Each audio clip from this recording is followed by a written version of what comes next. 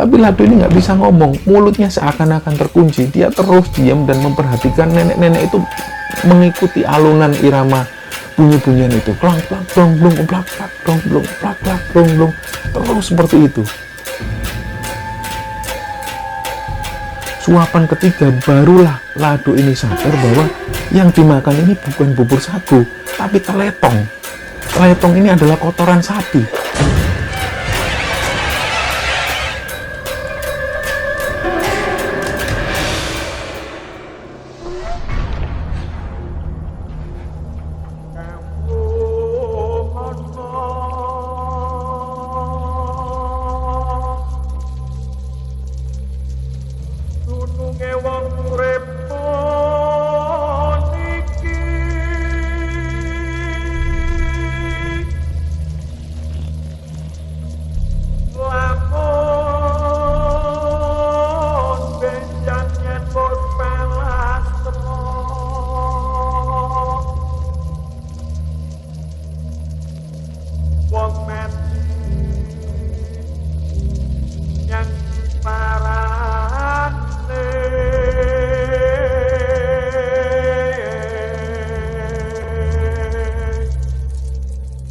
Ojo turu sore kaki,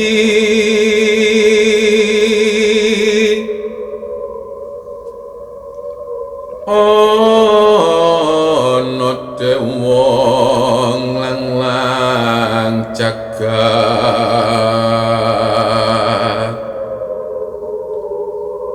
nggawa bokor kencanane.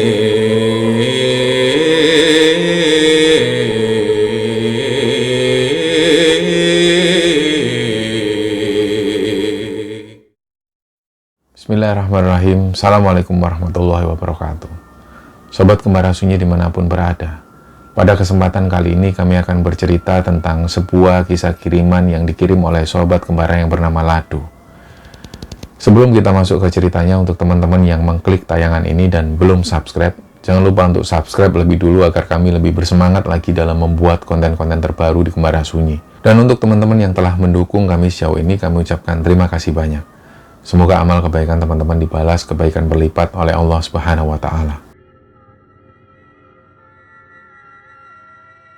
Ya, untuk yang ngirim cerita kali ini namanya Lado. Jadi Lado ini sekarang usianya sekitar 40 tahunan. Dan Lado ini cerita tentang masa kecilnya.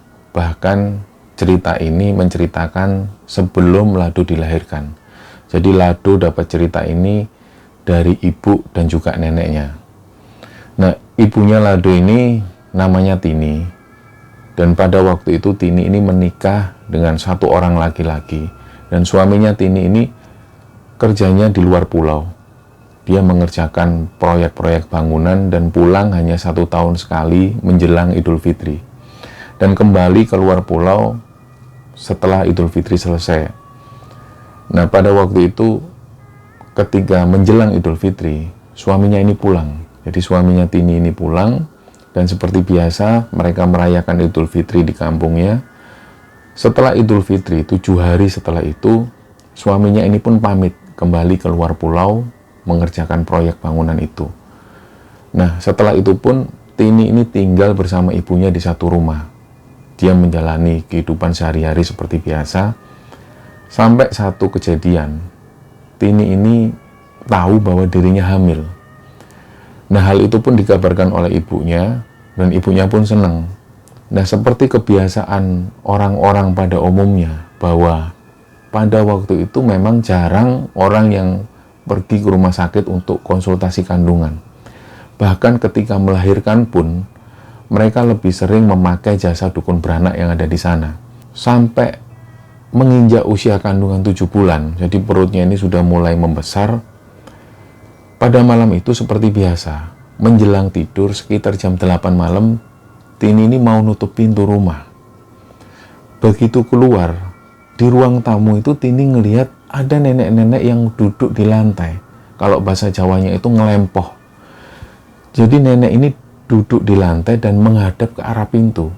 Jadi ketika Tini keluar ke ruang tamu, nenek-nenek ini membelakangi Tini. Lah otomatis Tini ini kaget. Loh, sampean ini sinten? Kamu ini siapa? Lah nenek ini pun noleh, wajahnya tuh keriput, kelihatan tua sekali. Nenek ini bilang, aku golek Tini. Lah, si Tini ini pun bilang, "Duh, aku iki Tini. Saya ini Tini, kamu ini siapa?" Lah nenek ini pun bilang, "Oh, Tini." Lah nggak lama kemudian nenek ini pun mendekati Tini dan langsung megang perutnya Tini dan dielus-elus lah perutnya Tini itu. Nah, karena Tini ini juga heran dengan kelakuan nenek-nenek ini, Tini pun teriak-teriak manggil ibunya, "Mak, iki lo sopo, mak, iki sopo." Lah, begitu mendengar teriakan dari Tini, nenek ini pun pergi. Jadi Tini itu melihat nenek ini postur tubuhnya agak gemuk. Jadi jalannya agak pelan menuju keluar. Gak lama kemudian ketika ibunya Tini ini keluar, "Ono apa, Nduk? Kenapa?" Ceritalah Tini bahwa ada nenek-nenek yang datang duduk. Tiba-tiba nyari Tini dan tiba-tiba ngelus perutnya Tini. Dari situlah ibunya bilang, "Iku demit, Nduk. Setan iku. Mulai besok, sebelum maghrib, pintu rumah kamu tutup. Jangan terima tamu satupun." Nah, mendengar penjelasan dari ibunya, Tini pun nurut. Nah, keesokan harinya sebelum maghrib, pintu rumah ini ditutup semua. Ditutup rapat, Tini pun masuk ke kamar. Beberapa hari setelah itu, Tini ini mimpi. Dan dalam mimpinya itu, Tini ini gendong bayi. Jadi dalam mimpinya bayi ini sudah dilahirkan. Dan dilihat bayi itu senyum ke arah Tini. Tapi pada waktu itu Tini ini ada di satu hutan yang gelap. Jadi dia ini bingung nyari jalan pulang. Begitu dia kebingungan, ada satu nenek-nenek ini yang kapan itu dilihat Tini. Nenek-nenek ini tiba-tiba bilang, "Ndi putuku? Mana cucuku?" Lah, secara otomatis Tini pun mengalihkan bayi ini. Nah, begitu Tini ini mengalihkan bayinya, tiba-tiba bayi ini sudah pindah ke gendongan nenek-nenek itu. Tini pun kaget. Nah, begitu Tini ini ngelihat nenek-nenek ini gendong bayinya sambil ngudang, kalau bahasa Jawa itu ngudang, "Cilu ba, nang ning nong ning nang ning no, nang ning no." Sambil nenek-nenek ini gendong bayinya Tini dan pergi menjauh. Terus Tini ini mendengar nenek-nenek ini ngudang bayinya, "Ning nong ning nang ning no," pergi menjauh. Lah, Tini pun masih bingung nyari jalan. Dia terus manggil nama ibunya, "Mak, mak." Gak lama kemudian Tini ini bangun.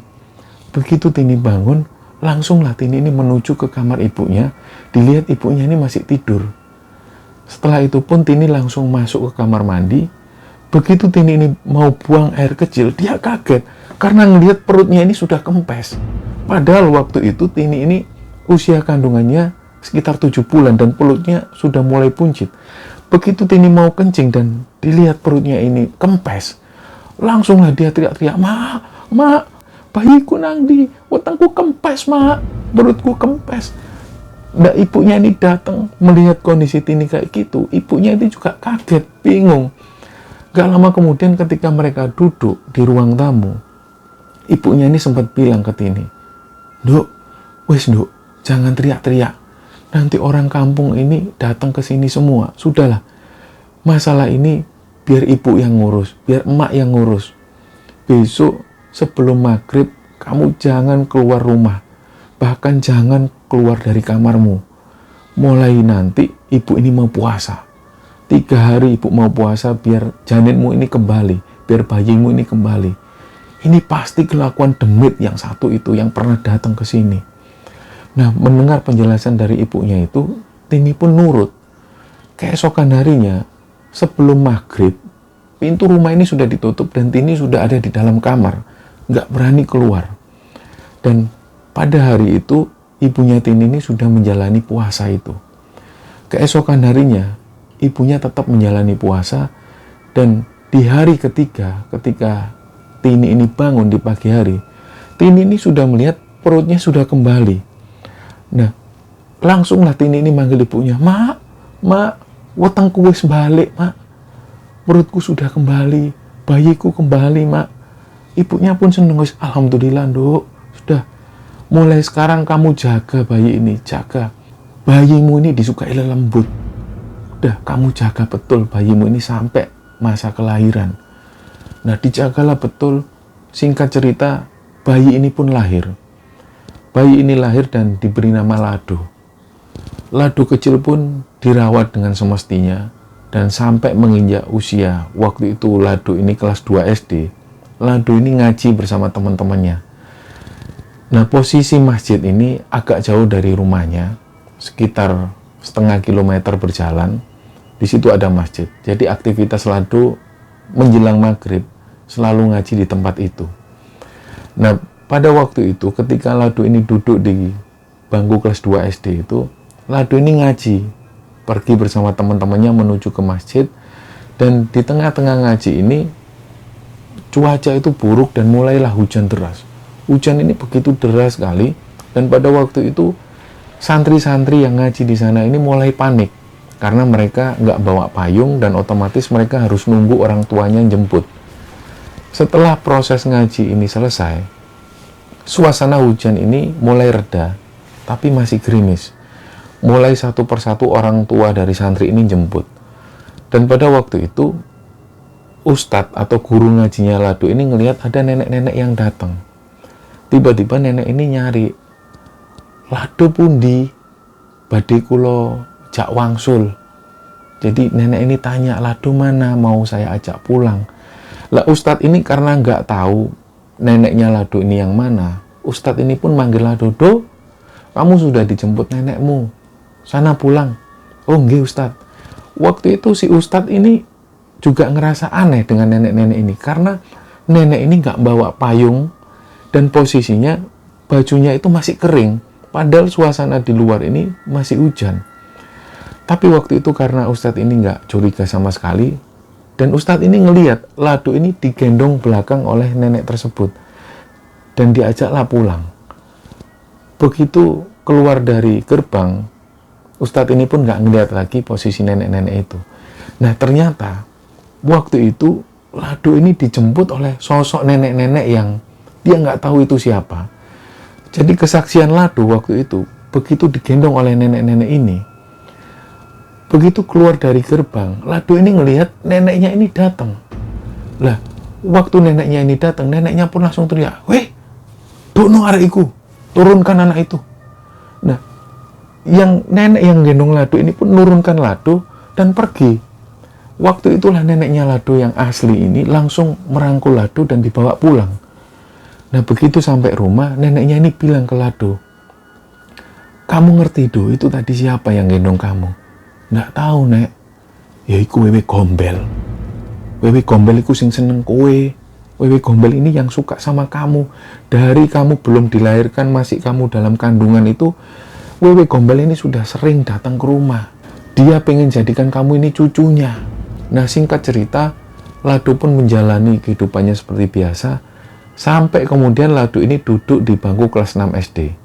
Nah, seperti kebiasaan anak-anak pada umumnya, setiap sore Lado ini main bola, main kelereng, dan main macam-macam.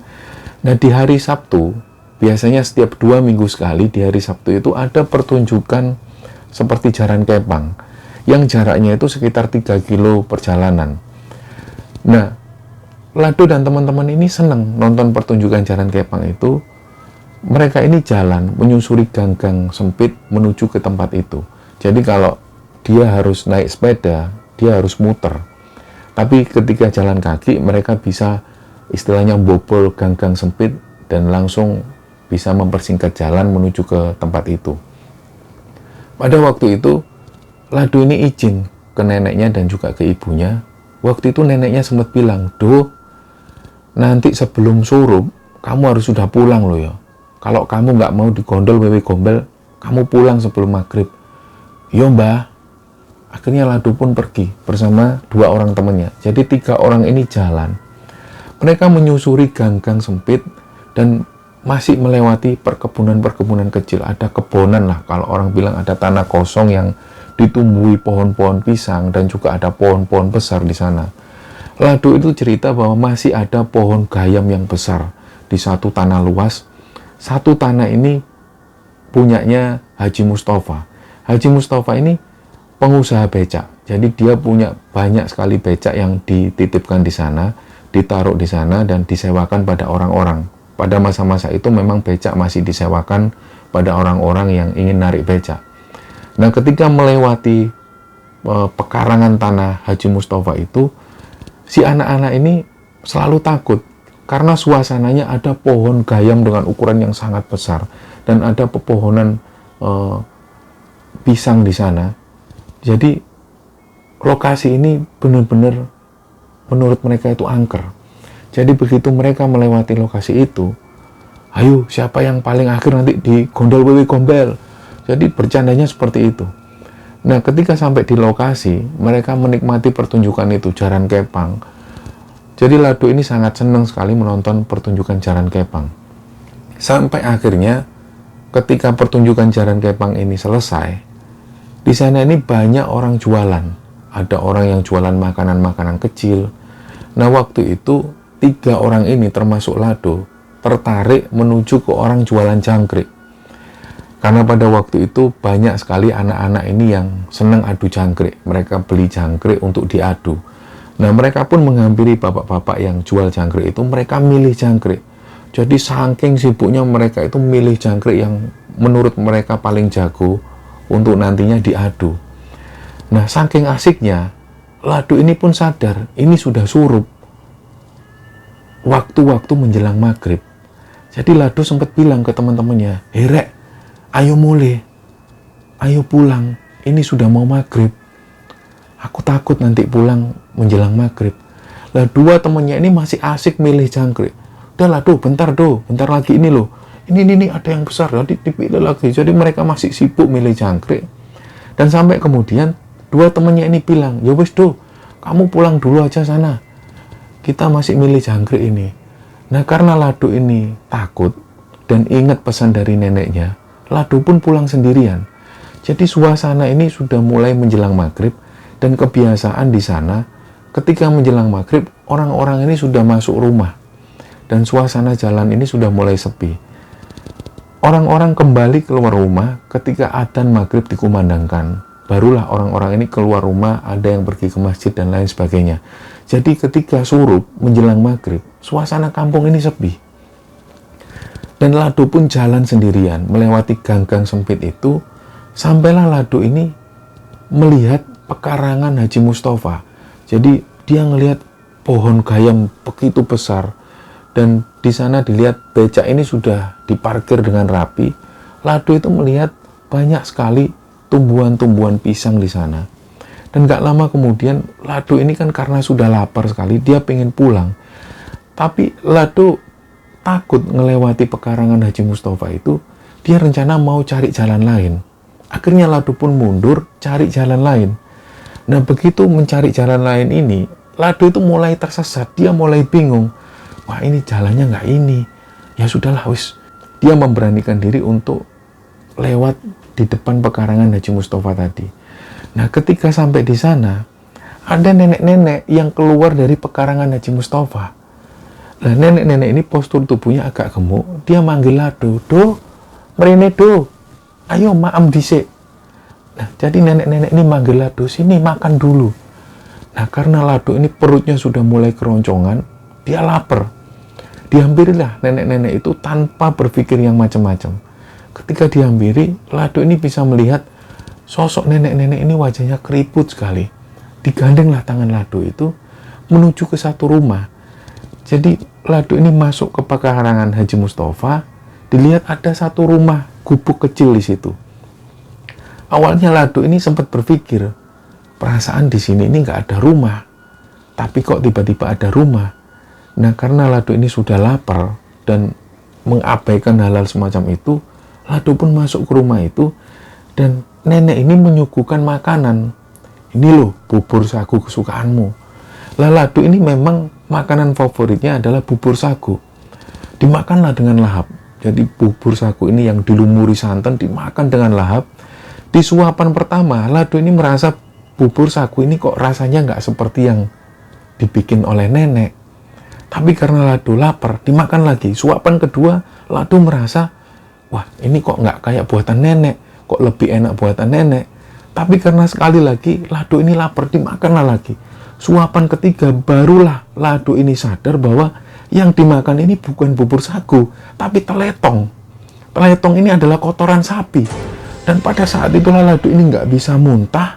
Dia ini tiba-tiba diam dan nggak bisa ngomong apapun. Jadi mulutnya itu terkunci.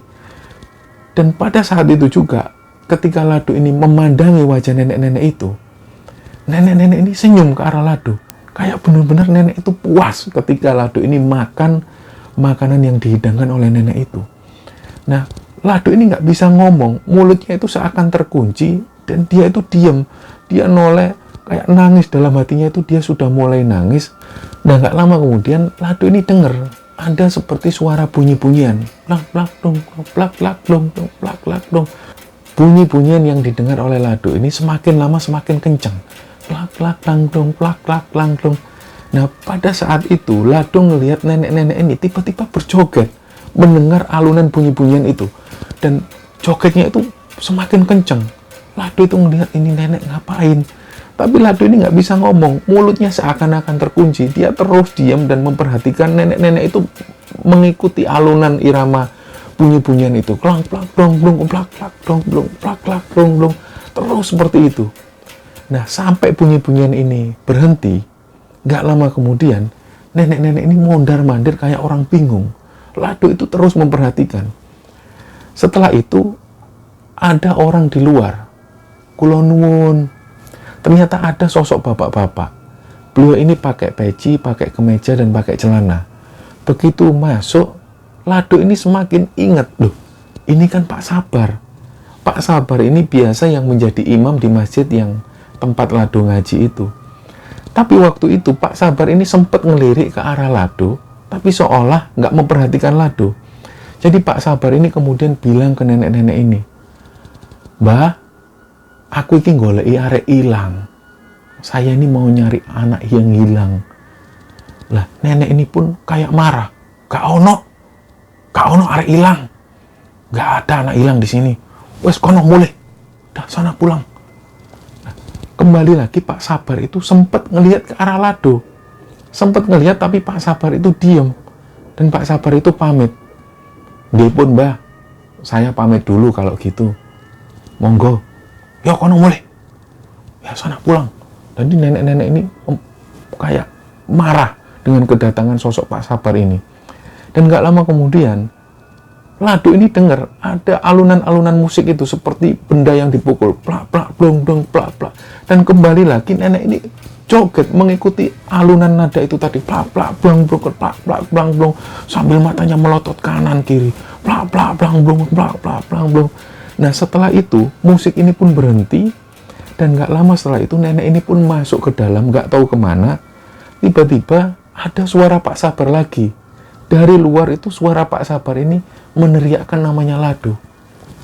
"Do, Lado, kene le metule. Do, Lado, kene le metule. Sini keluar." Nah, Lado pun mengikuti suara dari Pak Sabar itu. Begitu Lado ini keluar, di depan rumah itu banyak sekali orang-orang. Lado itu ngelihat ada Pak Sabar, ada neneknya, ada ibunya, dan banyak sekali warga kampung itu yang membawa peralatan dapur. Jadi ketika mereka semua ini ngelihat Lado, ibunya ini langsung menghampiri Lado dan meluk Lado. "Ayo nak, pulang nak, ayo le mulai." Langsunglah orang-orang ini langsung pulang menuju ke rumah. Dan ketika sampai rumah, warga kampung ini masih ngumpul di rumahnya Lado. Mulailah mereka cerita bahwa ketika menjelang maghrib itu, ketika Lado ini belum pulang, ibunya ini mulai khawatir dan ibunya ini mulai panik. Dari situ neneknya ini sempat menyampaikan ke warga kampung, tapi warga kampung sempat bilang, "Nggih pun, Mbah, ditunggu aja. Mungkin Lado ini belum pulang karena dua orang teman yang lain ini juga belum pulang. Mungkin mereka masih di jalan." Nah, akhirnya neneknya ini pun agak mulai nggak panik lagi, ditunggulah. Sampai jam 8 malam, dua orang temannya Lado yang tadinya bersama Lado ini sudah pulang. Nah, mulailah warga ini khawatir, ditanya dua orang temannya Lado, "Loh, Lado mana?" "Loh, tadi Lado sudah pulang duluan. Kami itu tadi masih milih-milih jangkrik, masih beli jangkrik. Lado sudah pulang duluan dari tadi sebelum maghrib." "Loh, kok sampai jam segini belum pulang?" Akhirnya mulailah warga ini panik dan memutuskan ketika jam 9 malam Lado belum juga pulang, mereka langsung ngambil perlengkapan dapur. Diambillah dan mulailah dimainkan bunyi-bunyian itu. Mereka ada yang bawa opor berkeliling kampung. Jadi mereka memasuki gang-gang sempit itu sambil membunyikan bunyian-bunyian itu. Nah, kebiasaan warga di sana, mereka meyakini kalau ada wewe gombel yang masih bersemayam di kampung mereka. Dan ketika mereka membunyikan peralatan-peralatan dapur mereka, membuat kebisingan, mereka percaya wewe gombel ini nantinya akan merasa bising. Nah, di satu sisi lain ada juga yang berpendapat ketika mereka mengalunkan bunyian-bunyian itu, sang wewe gombel ini akan menari dengan sendirinya, dan secara otomatis anak yang sudah diculik oleh wewe gombel ini akan terlepas dari pelukannya. Nah, dari situlah warga ini terus membunyikan bunyian-bunyian itu. Jadi bunyi-bunyian yang didengar Lado pada saat ada di rumah nenek-nenek itu adalah bunyi-bunyian yang dibunyikan oleh warga dari peralatan-peralatan dapur itu. Nah, ketika Lado ini melihat sosok Pak Sabar masuk ke dalam rumah sang nenek itu, Pak Sabar ini sebenarnya masuk ke dimensi lain. Pak Sabar inilah yang kemudian masuk ke dimensi lain, dan sebenarnya Pak Sabar ini sudah melihat ada Lado di situ. Cuman Pak Sabar ini pura-pura pada sang nenek yang dianggap wewe gombel itu. Pak Sabar ini pura-pura seolah-olah nggak melihat adanya si Lado. Nah, dari situlah Pak Sabar mengomando semua warga untuk membunyikan bunyi-bunyian itu dengan keras sekali. Dari cerita itulah Lado ini semakin paham kalau dia ini sudah diculik oleh sosok wewe gombel. Sosok nenek-nenek yang dilihat oleh Lado itu adalah sosok wewe gombel. Dan Lado ini sempat ditanya oleh Pak Sabar, "Duh, kamu tadi disuguhi makan apa enggak?" "Iya Pak, saya tadi disuguhi makan bubur sagu kesukaan saya." "Loh, kamu sempat makan?" "Sempat, saya makan tapi rasanya nggak enak. Dan begitu saya lihat ternyata itu teletong sapi, kotoran sapi." "Waduh, duh, ya wis untung Lado kamu masih bisa diselamatkan. Karena kalau orang yang sudah makan makanan suguhan dari wewe gombel itu, dia ini nggak bisa ngomong apapun. Dan dia pasti nggak ingat apapun. Tapi untunglah kamu itu masih bisa ngelihat aku. Masih bisa mendengar orang-orang yang menabuhkan tabuhan-tabuhan itu." Setelah kejadian itu, Lado ini takut. Ketika Lado ini pergi main bersama teman-temannya, menjelang maghrib Lado ini selalu pulang. Dia nggak mau lagi terulang kejadian yang pernah dialami dia diculik oleh wewe gombel itu. Dan sampai Lado besar, kejadian itu nggak pernah terulang lagi, dan Lado itu masih ingat kejadian yang pernah dialami waktu itu. Dan sampai hari ini, ketika usia Lado 40 tahun, Lado ini masih mengingat sosok wewe gombel yang pernah menculiknya itu.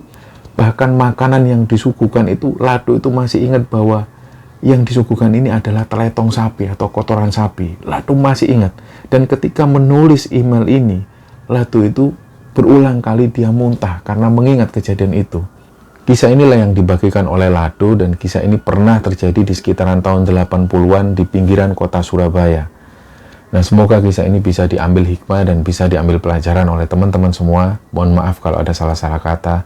Wassalamualaikum warahmatullahi wabarakatuh. Turu sore kaki